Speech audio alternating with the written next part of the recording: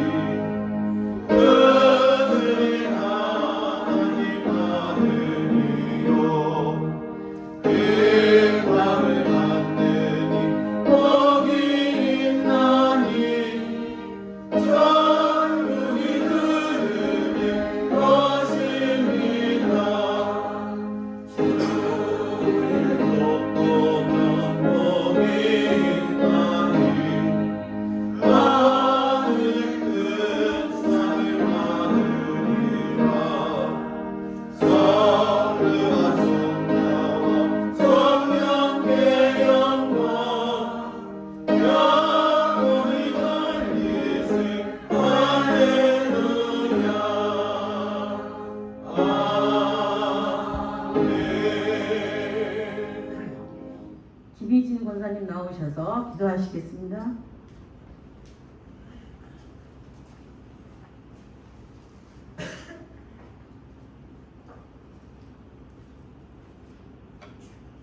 고마우신 예수님, 동막교회 여성교회를 사랑하시어 오늘 여기까지 지켜주시고 인도해 주심을 감사드립니다.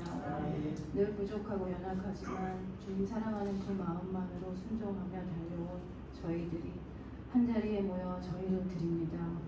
주님, 저희들이 헌신이라는 이름 아래 일이 주님보다 앞서지 않게 하시고 내가 어떻게 무엇을 할까 생각하기 전에 주님께서 열어놓으신 길이 어디인가 분별하여 찾아내며 그 길을 묵묵히 가게 하시고 한결같고 변함없는 사랑을 주시는 주님처럼 동막교회 여성교회가 그 받은 사랑을 흘려보내는 사랑의 공동체가 되게 하여 주시옵소서. 아멘. 주님, 작은 불꽃 하나가 큰 불을 일으키듯이 여성교회 한 분 한 분이 각 가정에서, 교회에서, 동막 지역에서 모든 있는 그 자리에서 성령의 불씨가 되게 하시고 영과 육과 혼이 주님의 말씀 안에서 일체가 되어 선한 영향을 끼치는 동막교회 여성교회가 되게 하여 주시옵소서. 아멘. 주님의 살아서 역사하시는 그 말씀을 대언하시는 목사님과 함께 하시고 그 말씀을 받아먹는 저희들에게 듣는 마음이 생기게 하시어 이전 것은 지나갔으니 보라 새 것이 되었도다 하시니 성취되는 은혜가 있게 하여 주시옵소서. 아멘. 시종일관 주님이 주체가 되시고 홀로 영광 받으시오며 나사렛 예수 그리스도의 이름으로 기도드립니다.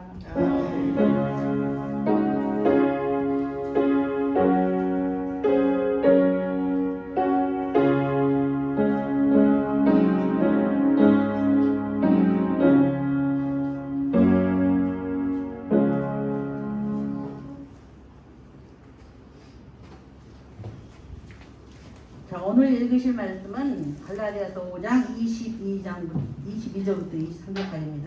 항상 하던 거 308쪽입니다. 신약성경 하셨어요? 네, 다 같이 합독하시겠습니다. 오직 성령의 열매는 사랑과 희락과 화평과 오래 참음과 자비와 양성과 충성과 온유와 절제니 이 같은 것을 금지할 법이 없느니라. 아멘. 자, 오늘은 여선교회 헌신 예배를 위해서 우리 귀하신 권사님들이 특성을 준비했다고 합니다. 자, 천천히 앞으로 나오시기 바랍니다.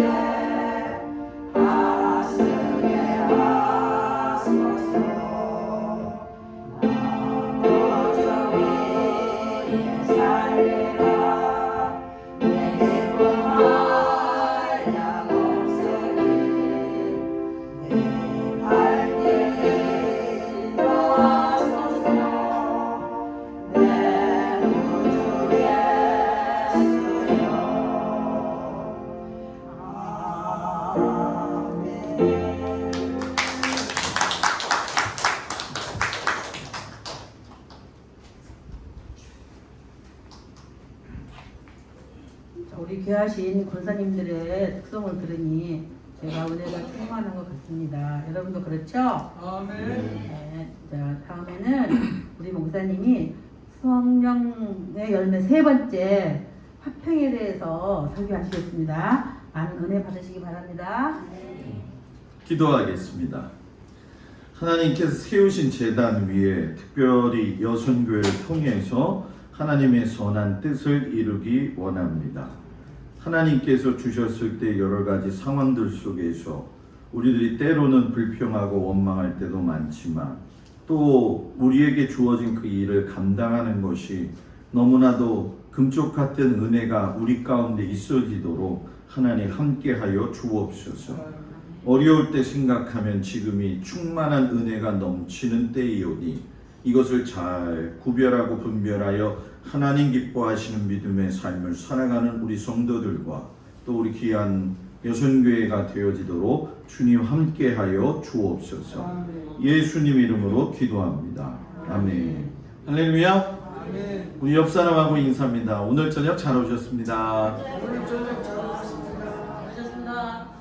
여성교회 헌신 예배 오신 여러분들을 축복합니다. 여성교회가 더 많이 와야 되는데, 예전에 여성교회 헌신 예배하면 기억나시나요?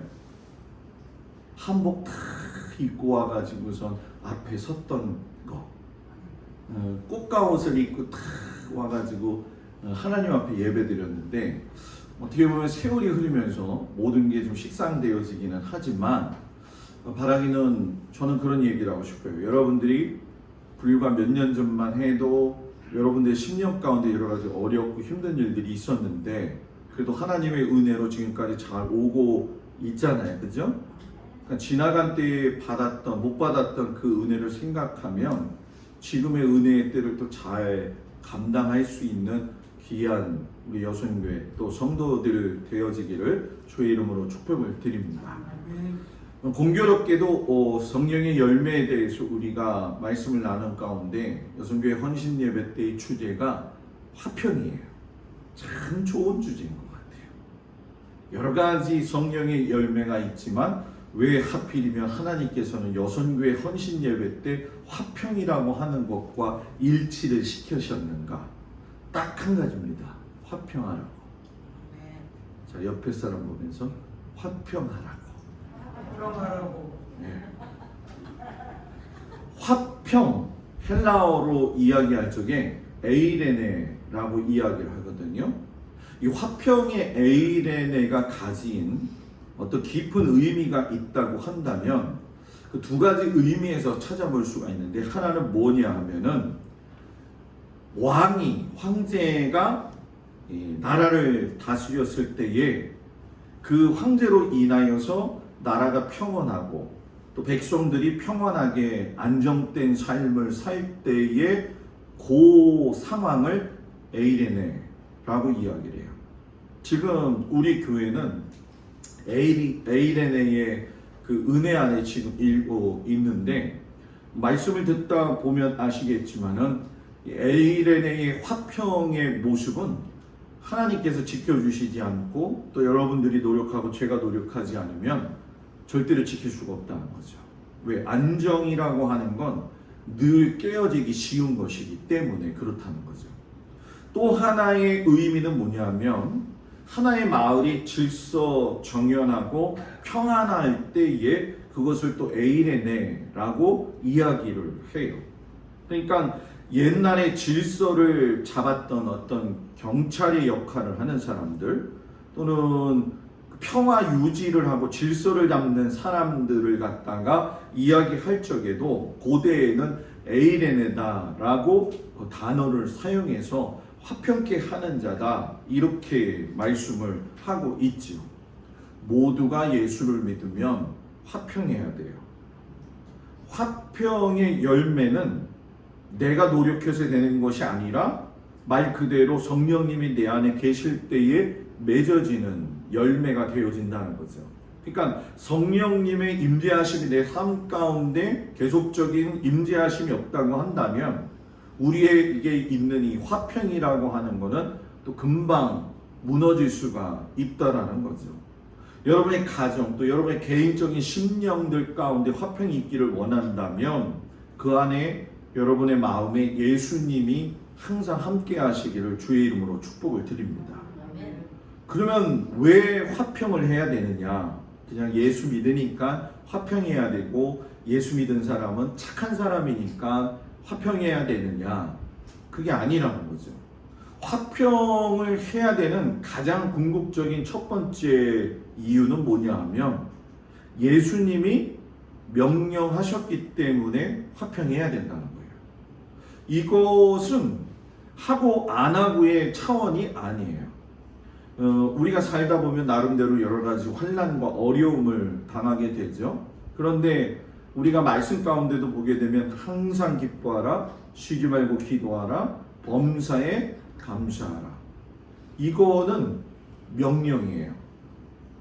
내가 좋으면 기뻐하고, 내가 좋으면 감사하고, 내가 좋으면 기도하다가 모든 게 안 되면은 올 수도 파는 것이 아니라는 얘기죠. 성령님이 내 안에 임하신 그 명령은 들음으로 인해 가지고 그 안에서 확고하게 내 안에 심기워져야 된다는 거죠. 그러니까 하나님의 명령이기 때문에 명령은 여러분 내가 해야 되느냐 말아야 되느냐에 대한 권한이 없다라는 거예요. 이제 군대에 가게 되면은 훈련을 받잖아요. 그 훈련 받을 때 군대가 유지될 수 있는 여러 가지 조건 중에 하나는 명령이 지켜져야 된다는 거죠. 요즘 군대는 여러분 글쎄 모르겠어요. 우리가 그 한국 사람의 특이한 경향 중에 한 가지가 뭐냐면은 꼭 남자들이 그 세계에서 이야기하는 게 있는데 군대 가면 사람 돼 가지고 온다 이런 얘기 많이 하잖아요. 그죠? 아마 엄마 되시는 여러분들도 그런 마음을 가질 거예요. 근데 요즘은 군대 갔다 오면 사람 안 됩니다. 애가 됩니다. 왜냐하면 다 핸드폰 들고 다니고 있고요. 그리고 휴가를 예전처럼 참 얼굴 안 보다가 보는 게 너무 좋은데 심심하면 나와요. 그래서 엄마가 그런데죠. 한 번 나올 땐 너무 좋아가지고 아들아 보고 싶었다 그러다가 시간이 조금씩 흐르고 나면 제가 지금 그만 나왔으면 좋겠다 이런다는 거예요. 가장 요즘 군대의 치명적인 게 뭐냐 저는 생각할 적에 명령의 불이행이라 이렇게 생각을 해요. 우리가 흔히 이제 빠졌다 이런 얘기를 많이 하거든요. 그 빠졌다라고 했을 적에 군대에서 쓰는 용어도 아마 우리 장로님 권사님들은 다 이제 남자들은 다 아시겠지만 좀 맞아야 된다 이런 얘기를 해요. 그래서 우리나라 군대는 예전에 굉장히 많이 맞았어요. 장로님 많이 맞으셨죠? 네? 진짜 많이 맞았어요. 저도 군대에 들어갔을 때 제가 사람인지 아닌지 구분이 안 되는 거예요. 김동수라고 하는 사람은 없어요. 그냥 훈련병 들어가게 되면 번호로 부르고 자대 배치 받았더니 그 첫날에 저는 이제 해군 그 202 방어전대라고 하는 곳에서 근무를 했었는데 2차 세계대전 때 사용되어졌던 의료선 이 시멘트로 만든 배예요. 굉장히 오래된 배죠. 그 배에 배치를 받아가지고 갔는데 뭐 쫄아가지고 그냥 가만히 이렇게 앉아 있는 거죠. 앉아 있지도 못하죠. 서 있는 거죠. 와가지고 저는 얼마나 두둑거리면서 수고 많았지 하더니 그날 저녁에 밑에 창고로 내려가서 맞기 시작하는데 얼마나 많이 맞았는지 그 해군은 배를 한 달에 한 번씩 페인트 칠을 해야 돼요. 그렇기 때문에 페인트 창고가 있거든. 페인트가 가득 찼는데 저 찬양대 석 정도의 그런 흠해진 곳인데 거기에 들어가 가지고 20명이 맞는 거죠. 뭐 그냥 맞으면서 제 소원이 뭐냐면 다른 거 말고 그냥 머리 박아만 시켜줘라. 깍지 끼고 이렇게 엎드리면은 여기가 너무 아파요. 그런데 머리를 박으면 우리 뭐 남자들은 다 아실 거예요, 장면 그죠? 원산폭격이라고 박상수 선생님 아시죠? 원산폭격을 하게 되면 맨 처음에는 머리가 너무 아프거든요. 근데 나중에 그것처럼 편한 게 없어요. 원산폭격하면 그냥 자도 돼요. 하도 너무나 이렇게 경험이 되어졌기 때문에. 근데 그때 이제 제가 행정병 보고 있을 때인데 저희 선임 하나가 야간에 보초를 쓰다가 나가가지고서는 술을 먹고 들어온 거예요. 그래서 그게 걸렸네. 걸려가지고서는 영창을 보내야 되잖아요. 물론 위에서 상부에서 보내는 거지만 그 서류 작성은 또 행정병이 제가 해야 되는 상황이었어요. 제가 행정병을 뽑힌 이유는 딱 두 가지 이유예요. 딱 두 가지. 하나는 기본적으로 글씨를 잘 써야 되기 때문에 이건 제 자랑은 아니었고, 두 번째 제가 뽑힌 이유는 행정병 선임 이름이 김동수였어요. 그래서 김동수가 좋다 그래가지고 김동수를 뽑았단 거죠. 영창 보내고 나서 돌아왔는데 그날 아침에 저를 부르더라고요. 혼자 들어가서 얼마나 많이 맞았는지 뭐 생각도 나지 않을 정도예요. 그래서 고참이 되어지면은 그래, 나도 아무리 신학생이지만 내가 갚은 거 해줘야지, 내가 당한 거. 그랬는데 제가 말년 딱 되니까 무슨 얘기가 나왔냐면 구타 근절, 그게 나왔어요. 그래가지고 선임 돼가지고 한 번도 뭐 그런 적도 없거니와 행정병은 과반이 이제 끝날 적에, 과업이 끝날 적에 참석할 수가 없는 그런 보직이었기 때문에 어쩔 수가 없었죠. 근데 그때하고 지금하고 다른 게 뭐냐면 정신력의 문제예요. 명령의 불이에요. 왜 예수 믿는 사람들이 하나님께서 말씀하신 거에 대해서 즉각적인 반응이 안 나오느냐? 그건 정신력의 문제라는 거죠. 목사님, 그럼 예수 믿으면 정신력이 좋아야 되는 거예요? 정신력이 좋다는 얘기는 집중력이 있어야 된다는 거예요. 세상살이도 마찬가지지만 신앙생활에 제일 중요한 건 집중력이 있어야 돼요. 누구에게? 하나님에게. 하나님에게 집중해서 그걸 딱 바라보고 가야 되는데 곁눈질하기 시작하면 여러분 눈이 돌아가요. 눈이 돌아가면 다 돌아가요. 그러면 그때부터는 걷잡을 수가 없는 상황이 되어지는 거죠. 예수 믿는 우리가 예수님께 집중하지 아니하고 자꾸 세상의 이치와 방법을 가지고 내가 살아가고 교회에 그것들을 끌고 들어오게 되어지면 교회는 난장판이 되는 거죠. 왜? 내가 이렇게 살아봤는데 이것 때문에 이렇게 해야 되는 거 아니냐고 이렇게 되거든요. 그래서 목사도 그렇고 성도들도 그렇고 특별히 여선교회는 헌신의 모습 속에서 제일 아름다워야 될 게 그저 여자의 모습 중에, 성도의 모습 중에 아름다운 거는 화평을 심어주는 사람이 돼야 돼요. 어디만 가도 저 사람만 보면 기뻐야 되고요. 저 사람이 하는 말만 들으면 너무 위로가 돼요. 근데 저 사람 말만 들으면 너무 김새요. 저 사람 말만 들으면 기분이 좋았다가도 완전히 우거지상이 될 때가 있어요. 여러분 경험하셨잖아요, 그죠? 세상 사람들 친구들 새기다 보면 뭐 세상 사람 친구들은 아니더라도 나하고 직접 관계가 없더라도 그런 경우는 굉장히 많이 보죠. 근데 이 화평에 대한 이야기를 하실 적에 예수님은 명령이라고 이야기를 하셨기 때문에 이거는 우리가 해야 되나 말아야 되나 어떤 고민의 대상의 문제가 아니라는 거예요. 그러면 예수님이 화평하기를 원하신다면 마귀는 어떻게 했겠냐는 거죠. 화평의 반대는 뭘까요? 불화, 불화를 일으키는 거죠. 화평이 있는 에덴 동산에 마귀가 와가지고서는 관계의 파괴를 주었죠. 그래서 하나님과 인간 아담 사이에 화평이 깨진 거죠. 거기서 끝난 게 아니라 인간과 인간 사이, 아담과 하와의 관계도 여러분 뭐예요? 무너졌어요. 거기서 끝났나요?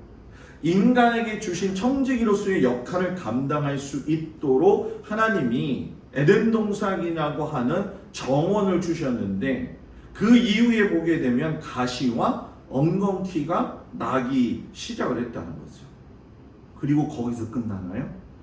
아담도 하와도 자기 자신에 대해서 죄악성을 알게 되었을 적에 자기와의 관계가 파괴되는 거예요. 요즘 이 시대는 자기와의 관계가 굉장히 많이 파괴됩니다. 그것이 이제 어떻게 나타나느냐? 스트레스로 나타나고 그것이 심할 경우에 이제 우울증으로 나타나게 되는 거죠. 그래서 사람이 예수를 믿거나 또는 개인적으로 혼자 살 적에 제일 중요한 게 뭐냐면 자아가 강한 게 중요한 게 아니라 자아가 건강해야 된다는 거예요. 저는 여러분들이 자아가 건강한 믿음의 사람들이 되기를 축복합니다.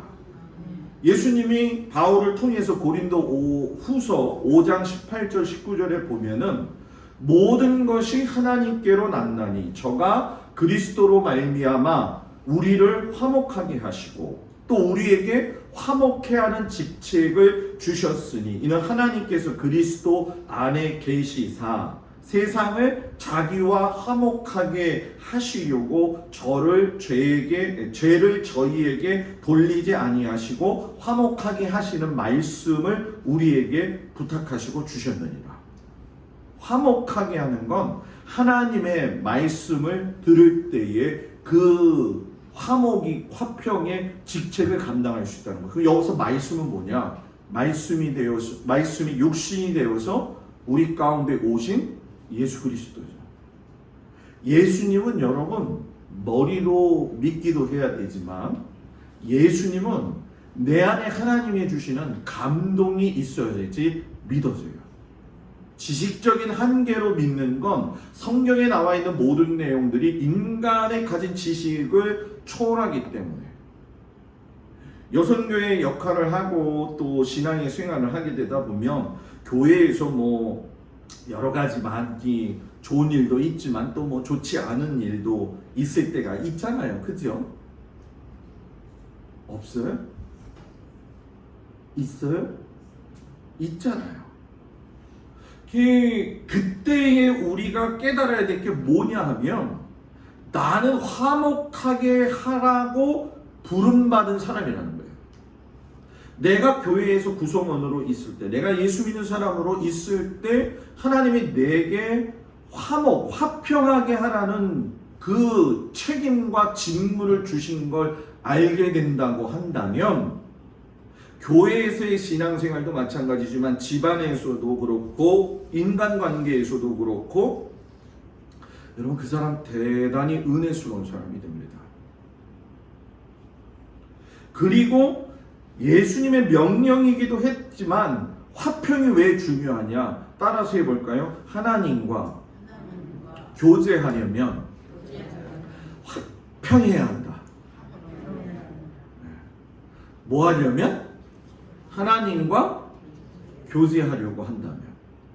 여러분 은행에 가서 은행의 그 장하고 이렇게 상담을 하면서 은행장하고 이렇게 어울리려고 하면은 교제하려고 하면은 뭐가 있어야 되죠?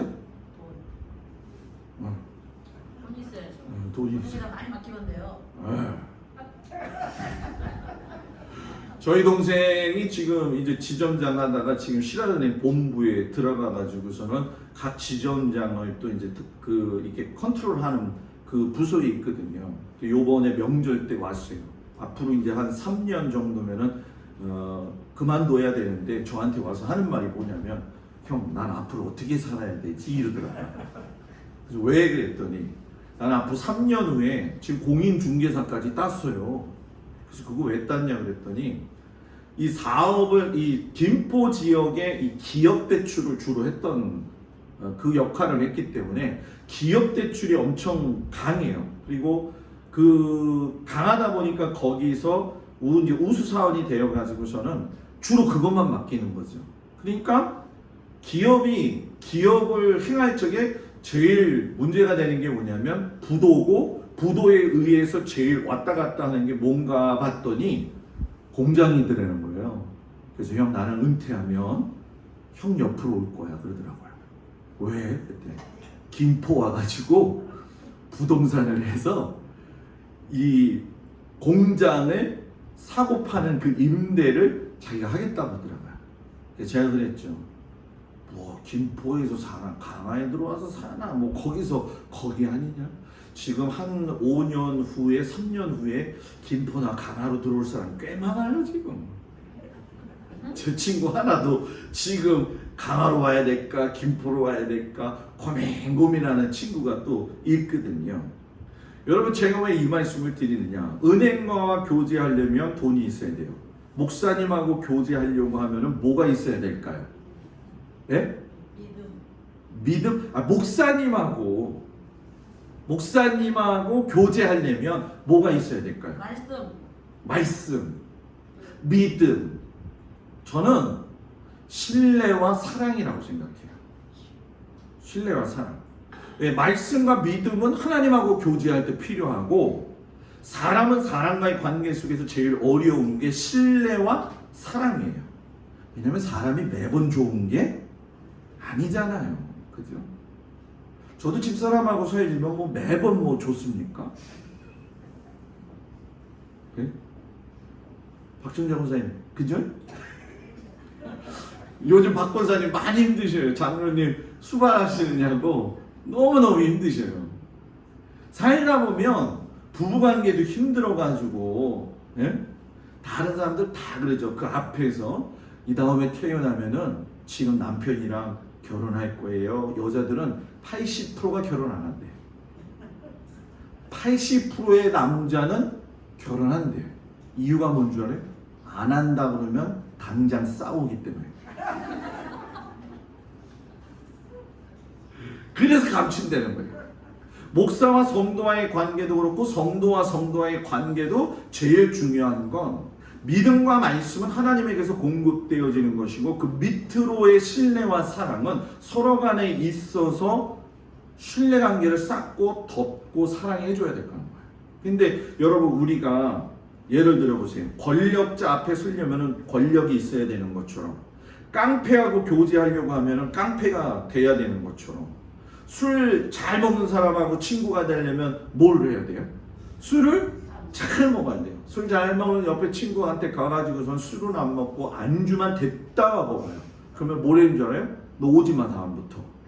이러거든요. 그러니까 사람은 어떻게 어울리느냐에 따라서 그 사람의 삶의 모습이 형성이 되어진다는 거죠. 그래서 저는 여러분들이 주변에 참 믿음 좋은 사람들이 많았으면 좋겠어요. 믿음 좋은 사람이 많았으면 좋겠어요. 은혜의 말씀, 믿음의 말씀을 하는 사람이 많았으면 좋겠어요. 손바닥은 부딪혀야 소리가 난다. 다 끼리끼리 또이또이더라고 보니까. 하나님과 교제하려고 한다면 하나님 안에서의 화평과 평화가 있어야 돼요. 히브리서 13장 20절 21절에 보게 되면 뭐라고 이야기하냐면 평강의 하나님이 모든 선한 일에 너희를 온전케 하사. 누구의 하나님? 평강의 하나님이 너희를 온전케 하사. 이 사도 바울의 공동서신 쪽에 보게 되면 제일 많이 나오는 단어가 여러분 한번 가서 줄쳐 보십시오. 온전하게 하사, 온전케 하사. 이거든요. 온전하게 되어진다. 이 온전함은 어디서 나오느냐? 평강의 하나님과 교제가 이루어질 때. 온전한 그리스도인이 되는 건 누구와 교제할 때? 평강의 하나님과 교제할 때. 하나님은 복잡한 걸 싫어하시는 게 아니라 그 복잡함이라고 하는 인간의 생각 속에서 하나님의 아닌 다른 방법이 나오는 게 싫으신 거예요. 그래서 사람이 계획을 세우면 복잡하잖아요. 그때 해야 될 게 뭐냐? 하나님 지혜를 주십시오. 여선교회 회장님 하느냐고 얼마나 힘들어요. 그죠? 하나님 평강을 내게 주시옵소서. 네? 잘 감당할 수 있도록. 권사님들도 마찬가지 아니겠어요? 예수님도 뭐라고 이야기하셨냐면은 이사야서 9장 6절에게 뭐라면은 평강의 왕이라 할 것이니라 했어요. 예수님도 평강의 왕이시다. 로마서 14장 17절 19절에 가면 하나님의 나라에 대해서 뭐라고 이야기하냐면 하나님의 나라는 먹는 것과 마시는 것이 아니요 오직 성령 안에서 의와 평강과 희락이라. 평강이 거기서 나와요. 화평이. 하여튼간에 하나님하고 나하고 평안해야지 다 평안한 거예요. 왜? 하나님 생각하면 평안할 수밖에 없죠. 그러니까 하나님의 성격, 예수님의 속성, 하나님의 나라는 그 안에 평강이 있다라는 거예요. 그래서 결국 여러분 왜 이것을 강조하느냐? 따라합시다. 우리가 들어갈 나라는 평화의 나라이기 때문이다. 그 옛날에 어렸을 때 지금도 뭐 그 찬송 부르지만은 사막에 샘이 넘쳐 흐르리라. 그 찬송 아시죠? 그 뒤에 찬송 보게 되면 사자들이 무슨 양과 놀고 어린 양과 뛰놀고 그리고 뭐죠? 어린 양과 뛰놀고 그 다음에 뭐예요? 아 이거 다음 주에 이거 배워야겠다. 네?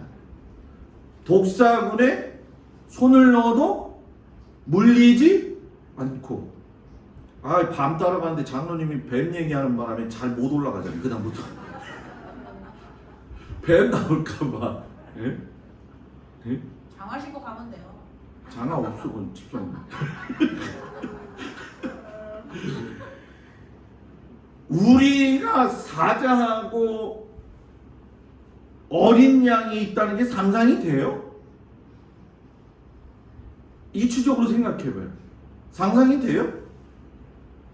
엊그젠가 그 뉴스에서 나왔잖아요. 그 할머니 댁에 놀러간 여자 형제 아이들이 개에게 물려가지고 여기가 완전히 찢겨져 나가가지고 안 그래가지고 그거 막 크게 한번 이슈가 됐었는데 요즘 뭐 굉장히 많이 그런 일들이 일어나고 있는데 실상 여러분 사자와 어린 양이 같이 있는다? 이거는 있을 수가 없는 거죠. 그런데 같이 앉아 있다는 거예요. 어디가? 하나님 나라가.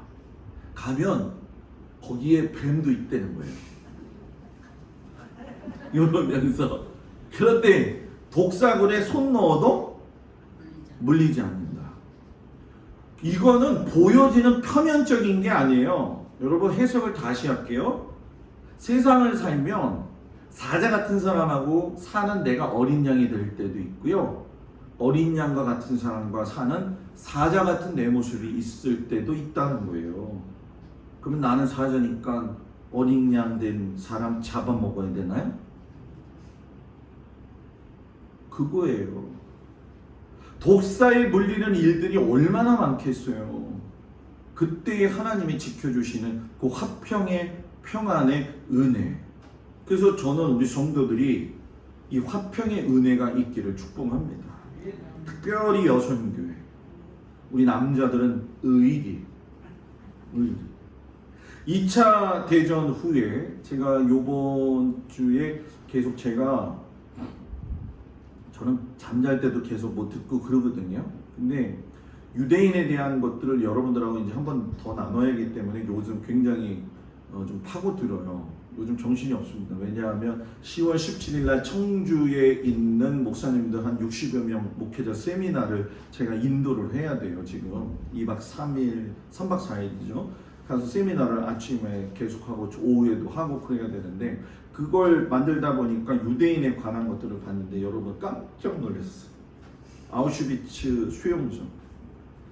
유대인들이 삐짝 말라가지고 죽었는데 말 그대로 그냥 거적대기만 남아있는 유대인들을 이 독일 나치 사람들이 그냥 집어 던지는 거예요. 불도저로 밀어버리고. 요즘 우크라이나하고 러시아하고 싸우는데 요번에 타란한 그 도시에서 집단 확산이 이루어져가지고 또 나왔잖아요. 진짜? 전쟁이 일어날 때마다 사람들한테 물어보는 거예요. 우리들에게 필요한 건 뭘까요?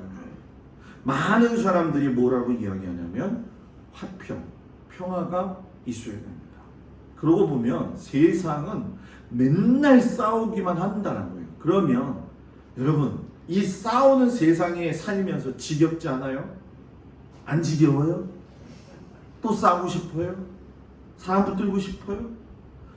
우리 그렇게 하지 말고 교회 안에서 우리 동막골 안에서는 하나님의 은혜와 사랑이 넘치는 화평이 있기를 축복합니다. 그림 같은 저 동막의 해변 앞을 놔두고 있으면서 싸우면 어떡하겠냐는 거예요. 우리가 싸웠다는 얘기를 하는 게 아니에요. 지금 그만큼 여유가 없이 살면 되겠냐는 거죠. 사람은 여러분 화평하게 될 적에 하나님의 역사가 이루어지게 돼 있어요. 교회도 평안해야지 그 안에서 아름다운 열매들이 맺게 돼요. 그래서 여러분 성령이 임재하시면 하나님과 먼저 평화가 이루어지는 거예요. 여러분 로마서 5장 10절에 사도 바울이 그런 얘기를 했잖아요. 우리가 원수 되었을 때 그 아들의 죽으심으로 말미암아 하나님과 더불어 우리가 화목하게 되었은즉.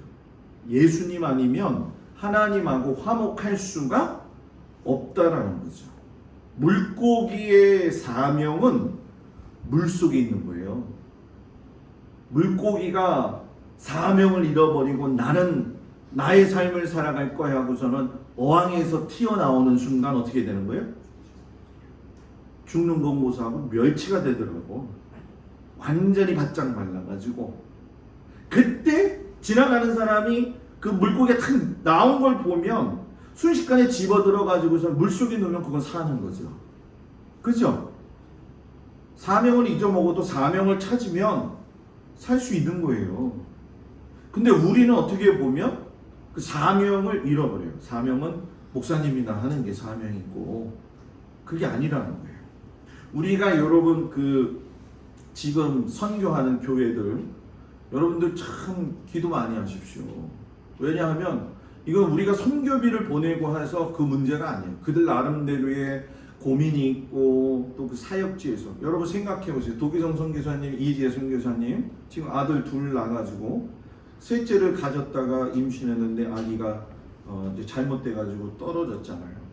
거기서 자기 아이들을 키우는데 공동체를 이루어가지고 미얀마 사람들 너무나 캄보디아 사람들 너무나 못 사니까는 거기다가 농장도 만들고 그 농장에서 돼지고기 가공도 해가지고 팔고 또 이런 야채도 뽑아내서 또 이제 팔고 하는 과정을 하는데 거기 공동체 안에 속해 있는 사람들이 우리가 지금 후원하고 여성교회에서 후원하고 있는 짠니 남편이 죽어가지고서는 혼자 살아가는 그 가정 전부 다 여러분의 기도와 여러분의 그 사역의 사명감 때문에 서로 공조하면서 협력하면서 살 수 있는 거예요. 세상에는 협력, 화평이 없으면 살 수가 없어요. 그리고 가장 중요한 건 우리는 하나님 나라에 갔을 때 그들과 더불어 함께 하는 거죠. 지난번에 이지혜 도기성 선교사님이 목사님 교인들 좀 데리고 캄보디아에 한번 오세요 그러는 거예요. 그래서 왜요? 그랬더니 우리들이 어떻게 사는지 보시고 기도해 주시면 좋겠어요. 근데 뭐 코로나 때문에 간다고 얘기를 할 수가 없잖아요. 그죠? 캄보디아에 가자면 또 덥다고 안 갈 수도 있고 그죠? 굉장히 격려가 되거든요. 여러분 하나님과 평하게 되면서 하나님은 우리에게 소중한 자기의 아들 예수님을 주셨어요. 지금도 그렇지만 전쟁에서 수행하는 군인 중에 여러 가지 보직들이 있는데 그 보직에서 제일 어려운 것 중에 한 가지가 통신병이죠. 왜냐하면 통신병은 무겁기도 하지만 전파가 굉장히 셉니다. 전쟁에서 이 선이 끊어져 가지고 통신병이 SOS를 쳐야 되는데 치지 못할 상황이 되어진 거예요. 함락은 오직 통신병이 쳐가지고서는 포사격 지원을 하긴 해야 되는데 이것도 안 되고 저것도 안 되고 통신병이 잠깐 이쪽 선과 이쪽 선을 잡은 거예요. 전기가 순간 통하죠. 사람 몸이 전기가 통하잖아요. 그죠? 그래가지고 순간 대장이 통신병의 그 희생 때문에 지원을 받아서 승리를 했는데 문제는 뭐냐? 통신병은 새카맣게 타 죽은 거예요. 그게 예수님이라는 거예요. 그게 예수님. 이런 예수님을 우리가 믿고 있는데 화평하지 않으면 어떡하냐는 거죠. 그리고 이 화평은 사람과의 평화를 가지고 오는데 마귀를 헬라어로 디아블로라고 이야기하는데 요즘 아이들이 게임하는 이야기에 보면은 게임 내용이 디아블로가 있어요, 여러분. 지금 뭐 아주 세상에 사탄들이 마귀들이 얼마나 세밀하게 들어왔는지 이거 잘 알지 못하면은 큰일 나거든요. 이 디아블로라고 하는 게 뭐냐면 속이는 자, 이간질 시키는 자, 이간질 시키는 자, 속이는 자, 쳐서 틈을 내는 자, 틈을 내는 자. 마귀는 갈라놓는 거예요. 이거는 정확한 성경이 제시하는 거예요. 그래서 사람이 하나님 앞에 신앙생활할 적에 갈라놓는 자로 쓰임받는다는 얘기는 결국은 뭐예요? 하나님께 쓰임받지 않고 있다는 거예요. 하나님께 쓰임받는 사람은 붙여놓는 사람이에요. 떨어진 사람도 붙여놓고 마음이 좀 힘든 사람도 붙여놓고.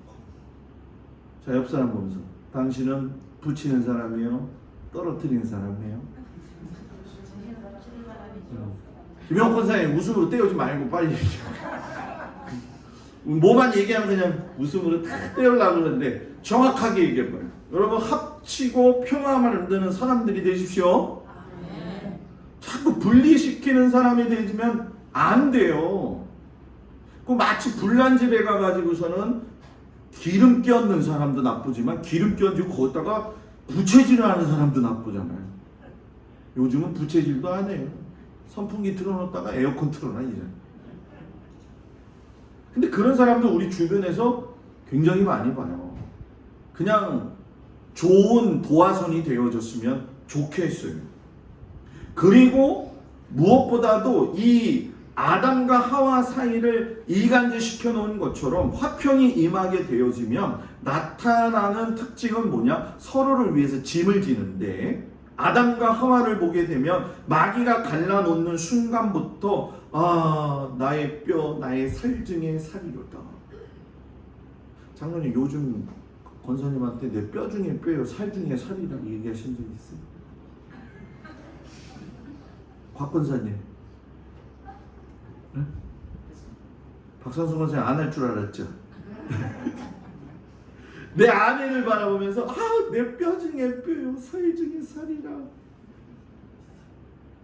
지금 속으로 무슨 생각할지는 나는 아무도 몰라요. 그렇게 했던 그들이 책임 전가잖아요. 너 때문에 이렇게 됐다. 부부싸움하면 꼭 애들 머리 문제 때문에 더 싸워요. 쟨 누굴 닮아서 그러냐? 전 당신 닮아서 그렇다. 아니다. 우리 집에는 저런 피 없다. 둘이 만들어내놓고 왜 서로 탓을 하냔 말이야. 그죠? 김정자 권사님 왜 어디가 지금 가슴이 찔리시나? 계속 웃으셔. 예? 둘이 만들고 둘이 사랑해서 만든 자식도 있잖아요. 못 놔도 내 자식, 잘 놔도 내 자식. 제가 전도사 이렇게 딱 하고 있는데 이제 집사람하고 결혼을 했어요. 결혼을 딱 했는데 심야 예배 끝나고 왔는데 집사람이 그때 학교도 마치지 않고 있었는데 얼굴이 겁에 질린 거예요. 그러면서 저한테 그런 거예요. 여보, 나 아기 가졌어. 그러는 거예요. 남의 일이라 별로 감동이 없구나. 근데 그때 저희 집사람의 가장 그 이슈가 뭐였냐면 사람이 여자가 임신하게 되면 감기 걸린 것 같으니까 젊었을 때 그거 모르고 막 감기약 먹잖아요. 그걸 먹은 거예요. 그러니까 이 아이가 괜찮을까 이야기를 하더라고요. 그때 제가 뭐라고 했냐면 이래도 내 자식 저래도 내 자식인데 낳아서 키워야지. 그래서 낳았더니만 엄청나게 우는 애가 타오는 거죠. 여러분들 자식들 다 금쪽 같잖아요. 그죠? 누구 탓 돌리기에는 너무나도 귀여운 귀한 자녀들이에요. 그 자녀가 좀 부족한 면이 있고 나약한 면이 있고 연약한 면이 있다 할지라도 그 자식은 나에게 있어서 나한테 오면 모든 걸 쉴 수 있는 존재가 내가 되어야 된다는 거죠. 내가 되어야 된다. 그래서 우리가 마치 교회 안에 오고 하나님을 믿으면 그 안에서 평안을 누리는 것처럼 남들은 뭐라고 할지라도 내 자식은 내 안에 오게 되어지면 여러분 뭐예요? 거기서 최상의 편안함을 갖게 해줘야 된다는 거예요. 그래서 저는 우리 교회 성도들이 교회에 오면 편안했으면 좋겠어요. 뭐가? 마음이. 모세가 12명의 정탐꾼을 통해서 10명의 보고를 받고 2명의 보고를 받을 적에 10명의 보고를 받았을 적에 백성들이 원망했다고 했어요. 2명의 정탐꾼들이 얘기했을 때에는 절망이 아닌 소망의 말을 들었어요. 그 두 사람의 능력은 뭐냐? 결국 화평케 하는 거였다는 거죠. 그리고 제일 중요한 게 뭐냐? 자기하고 화평해야 돼요. 제가 아침에 그런 얘기 했잖아요. 내가 쓴물이 되어지면 쓴물밖에 안 나와요. 내가 하나님 안에서 하나님과 나와 관계 속에서 나 안에 심어주신 하나님의 형상의 은혜를 찾게 되어지면 나는 그냥 평범한 인간으로 이렇게 살다가 죽는 거야. 이게 아니라 운명이지 뭐 나한테 지금 닥친 일은 어쩔 수 없는 거야. 이게 아니라 내게 주신 이 인생 속에서 내가 나의 존재의 가치가 하나님 앞에 얼마나 소중한지를 알게 되어지면 인생 사는 방법이 달라진다는 거죠. 그러니까 성령님이 내 안에 오시면 나하고의 화평이 이루어지게 되는데 어떤 일들이 일어나게 되어지느냐? 17가지인데 너무 많죠? 천천히 얘기해 볼게요. 나쁜 습관이 고쳐진다. 자기를 이렇게 조절할 수 있다. 뭐 예를 들면 분노 조절 같은 경우 그런 거죠. 뭐 분노 조절 장애라고 하는 것도 있잖아요. 그죠? 세 번째, 창조적인 생각을 하게 된다. 좋은 생각을 한다는 거예요. 어떻게 하면 하나님이 기뻐하시, 어떻게 하면 사람들에게 은혜를 끼치는 창조적인. 네 번째, 영적인 가치가 무엇인지 알기 때문에 쏟아내는 삶의 방향이 달라진다. 다섯 번째, 평화주의자가 된다. 여섯 번째, 문제를 보면 도망하던 자가 문제에 도전하게 된다. 일곱 번째, 영적 설득력을 가지게 된다. 그냥 설득력 말고. 여덟 번째, 반대 의견에 대해서 수용 능력이 생기게 된다. 굉장히 어려운 부분들이에요, 여러분. 아홉 번째, 영적인 친구를 갖게 된다. 열 번째, 하나님의 칭찬과 인정을 받기 위해서 열심히 산다. 11번째, 사람마다 평안케 한다. 12번째, 이웃에 대해서 관심을 갖게 된다. 13번째, 주신 재능을 찾아서 하나님께 영광 돌린다. 14번째, 어렵더라도 끈기와 인내로 나아간다. 15번째, 잘 될 거야 하는 삶을 산다. 16번째, 마음의 원한이 있는 걸 다 풀고 살 줄 알게 된다. 17번째, 희생할 줄 알게 된다. 자, 시작.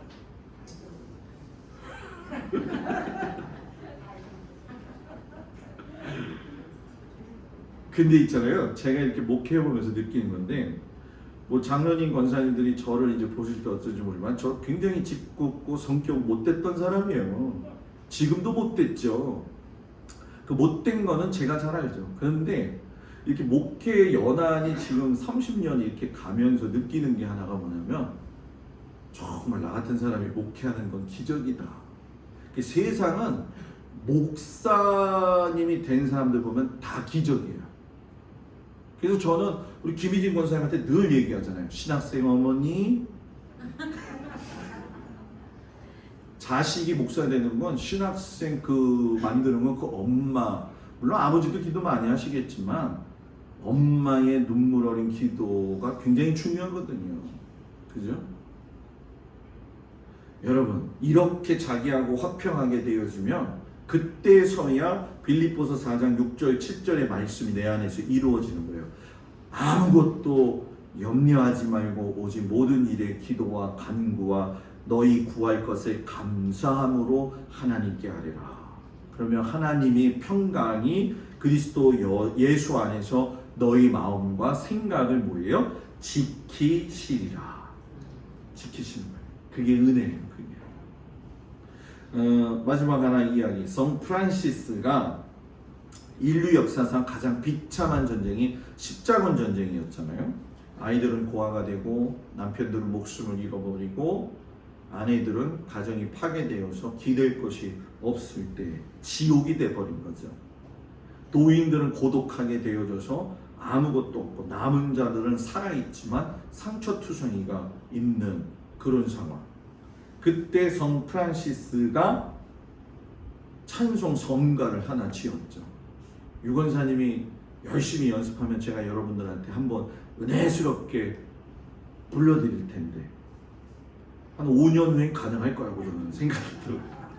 열심히 노력하면 내년도 가능하고 올 성탄절도 가능한데 여러분들 다 들어보셨을 텐데, 주여 나를 평화의 도구로 써주소서. 상처가 있는 곳에 용서를, 제가 잘 못 부르니까 유튜브 가가지고서는 성 프란시스의 주여 나를 평화의 도구로 써주소서 그 찬양을 찾아서, 아니면 제가 내일 아침에 여러분들한테 카톡으로 보내드릴 테니까 한번 은혜 받으세요. 은혜 받으면서 주님 내가 평화의 도구가 되겠습니다. 여선교회 헌신 예배, 우리 여선교회 모든 성도들한테 권면을 드립니다. 평화, 화평을 심는 우리 성도들 되시기를 축복합니다. 우리 남자 권사님 장로님들은 의리의 사람이 되어지셔가지고 믿음의 사람으로서 승리하는 귀한 성도들 되어지길 주의 이름으로 축복을 드립니다. 기도합니다. 은혜스러운 아버지 하나님, 우리가 하나님 앞에서 화평케 하는 자가 되게 하여 주시옵소서. 예수님 이름으로 기도드렸습니다. 아멘.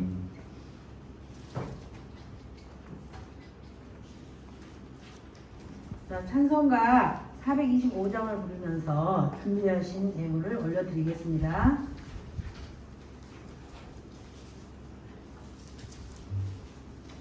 (425장입니다)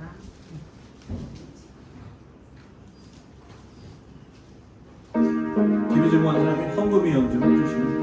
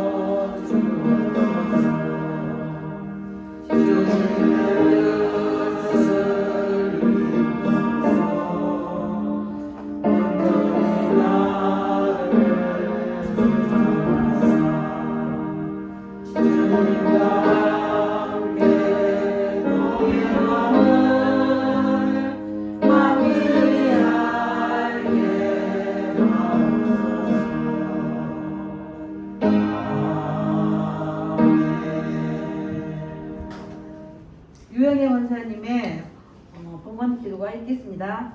네, 하나님 감사합니다. 귀한 시간 말씀을 통하여 은혜 주시니 감사합니다. 날마다 성령으로 충만케 하여 주셔서 화평의 열매가 가득 넘쳐나게 하여 주옵소서. 하나님과 화평하는 자 되게 도와주시고 많은 사람들을 화평케 할 수 있는 믿음의 사람 되게 하여 주옵소서. 귀한 예물 주님 앞에 드립니다. 이제 값으로나 억지로 하지 아니하며 기쁨과 감사함으로 아낌없이 드리는 귀한 성질 되게 하여 주옵소서. 이 예물이 쓰이는 곳마다 주님의 나라와 영광만 드러내게 하여 주옵소서. 아멘. 예수님 이름으로 감사하며 기도드립니다. 아멘. 할렐루야. 옆 사람하고 인사합니다. 샬롬. 당신의 미소와 인사는 보이는 복음입니다. 아멘. 오늘 헌신 예배 끝나고 여성교회 원례가 있습니다. 우리 남자분들은 밖에서 잠깐 사탕과 과자를 제가 잘 준비해 놨으니까 드시면서 기다리면 될 것 같아요. 그래서 여성교회 원례가 잘 진행되어지게 해주시고요. 기획위원회에다가 이번 주 제가 그 다음 주 주일 예배 끝나고 저녁 예배 끝나고 기획위원회 안건을 좀 올려놨습니다. 그래서 기획위원들은 가서 보시고 같이 고민하고 좀 기도 좀 해주시고, 다른 게 아니라 제가 여기서 뭐 2, 3년 살 거면은 상관이 없는데 지금 사택 구조나 교회 전체들을 보게 되면 좀 손대야 될 부분들이 좀 있어요. 그래서 몇 가지 좀 부분이 정리가 됐는데 그 중에 하나를 기획에 올렸습니다. 그래서 그걸 위해서 좀 저희들이 모이게 되어지는데 그걸 위해서 여러분들이 좀 기도해 주시고, 그리고 이번 주 금요일 날 은혜소 오전 10시까지 제가 가서 같이 예배 드리도록 하겠습니다. 기억해 주시고, 토요일 날 우리 중부연의 감독 투표가 있습니다. 그래서 제가 장로님과 함께 더불어 아침 9시에 가서 투표 잠깐 하고 이렇게 돌아오도록 하겠습니다. 그리고 오늘 제가 카톡 잠깐 나갔다가 들어왔죠. 그래서 그 계정 때문에 지금 그랬었는데, 오늘 그 예배에 그 여러분들이 이제 주일날 못 오시는 분들도 있고 오고 싶어도 또 상황이 그래서 실시간 스트리밍이라고 하는 거를 처음으로 아침부터 해봤어요. 여러분들한테 이야기 안 했습니다. 오늘 했거든요. 그러니까 예를 들어서 쉽게 말하면 손현옥 집사님 예를 들어서 어디 가셨다. 그런데 예배를 못 드리잖아요. 그러면 제가 예배를 드리면서 카톡을 보내면 주소가 뜹니다. 그걸 누르면 우리 교회 예배가 그대로 진행이 되는 걸 볼 수가 있어요. 그래서 그럼 잘됐다. 이제부터 이제 그런 생각하시면 안 되고, 그래서 단점이 딱 한 가지가 있어요. 제 얼굴이 너무 크게 나온다는 거. 오늘 보신 분 있으세요? 네, 봤어요. 네. 어때요? 볼만해요. 볼만해요는 제 얼굴이 너무 볼만해요. 근데 네. 좋아요. 네, 그래서 그 부분을 조금 하게 되는데, 목사님 꼭 시골교회에서 일해야 되겠습니까? 아니요, 생각을 좀 넓혀야 될 필요가 좀 있습니다. 그리고 오늘도 예배 끝나고 올라갔더니 이 전화가 모르는 전화가 한 2통 왔어요. 그래서 전화했더니 예배 몇 시에 드리냐고 전화가 온 거더라고요. 그래서 참 어렵고 난제스러운 부분이 있어요. 그래서 장로님은 저보러 목사님 그냥 11시 예배 혼자 또 하나 만드시죠 그러시는데 그거는 좀 어려운 상황인 것 같아요. 그래서 참 정말 여러 가지 고민들이 있는데 하여튼 여러모로 우리가 좀 지경도 넓힌다 생각하시고 함께 해주시고 기도해 주시기를 바랍니다. 다 같이 제가 기도하고 예배 마치고 원래 합니다. 하나님 아버지, 주님의 은혜와 사랑 가운데 저희들을 불러주시고 하나님의 귀한 자녀 만들어 주심에 감사드립니다. 귀하신 아버지 하나님 바라기는 우리 모든 성도들에게 화평의 은혜를 허락하시고 또 흩어져 살아가는 일주일 동안도 건강을 주셔가지고 각자의 삶에서 애쓰고 수고하게 하심으로 하나님께 영광 돌리며 사는 믿음의 백성들 되게 하여 주시옵소서. 이제는 우리 주 예수 그리스도의 은혜와 우리를 사랑하시는 하나님의 그 놀라우신 사랑과 성령님의 위로하시고 인도하시고 돌보심이 화평케 하는 자로서 교회와 하나님께 영광을 돌리고 한 주간 주님 주시는 힘으로 살아가기를 원하는 우리 모든 성도들 위해 이제로부터 영원토록 함께하여 주시기를 간절히 축원하옵나이다. 아멘.